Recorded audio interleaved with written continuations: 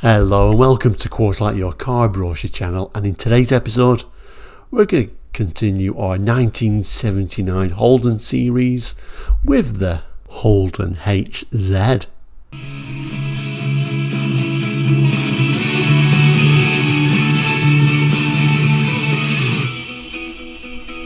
Hello and welcome back, and if you're new to Quarterlight, we're a car brochure channel here on YouTube looking at car brochures from around the world for the 60s, 70s, 80s and 90s and sometimes beyond that. So if you're interested in cars, car knowledge, car brochures, please consider subscribing. It's really a little bit of a walk down memory lane.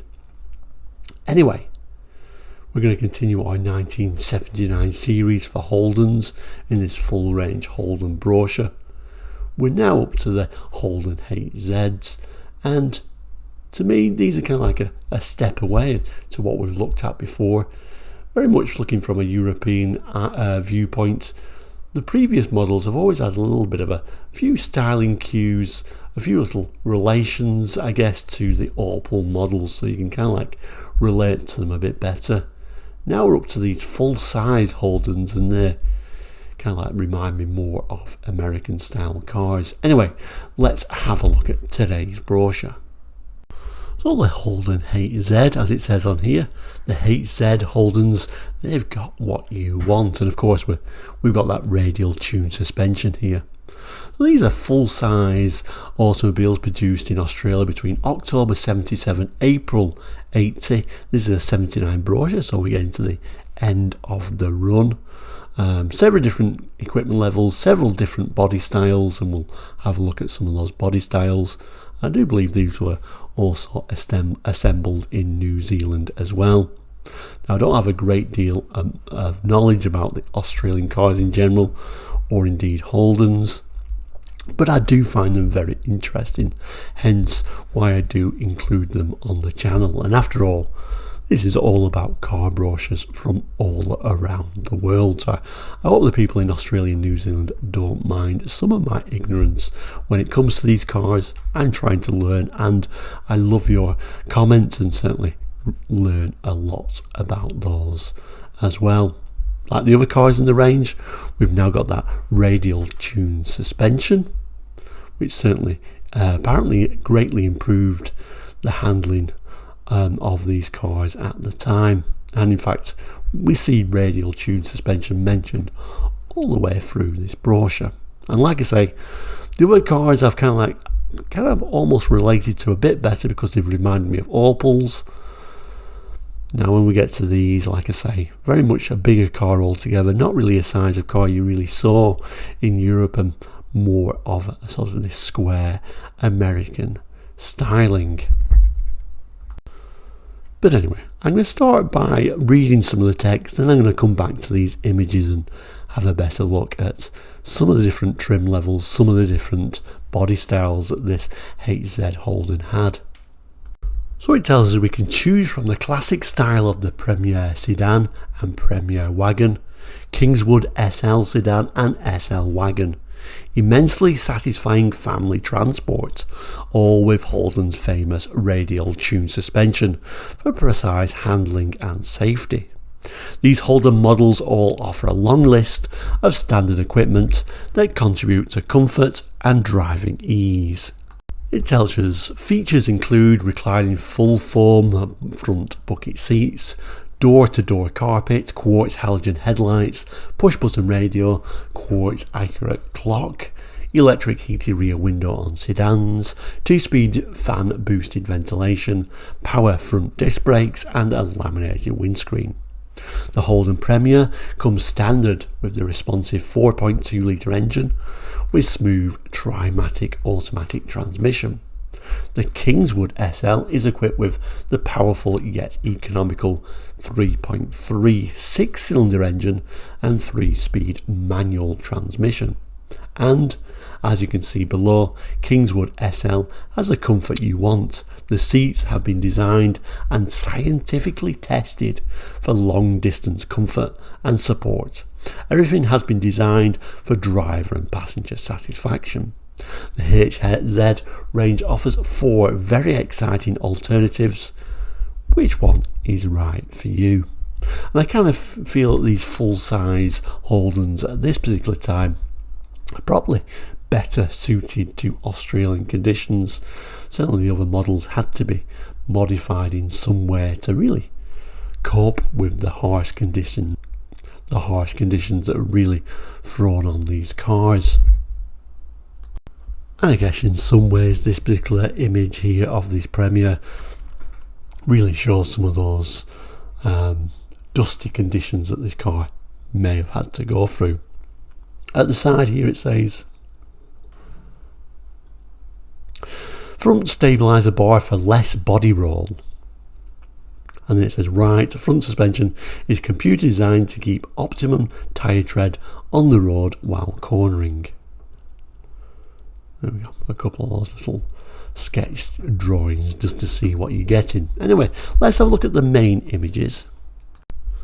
Here is one of those main images. This is a Kingswood SL sedan, and because the type of car it is, I am struggling a little bit because I don't have any sort of memories of these cars at all.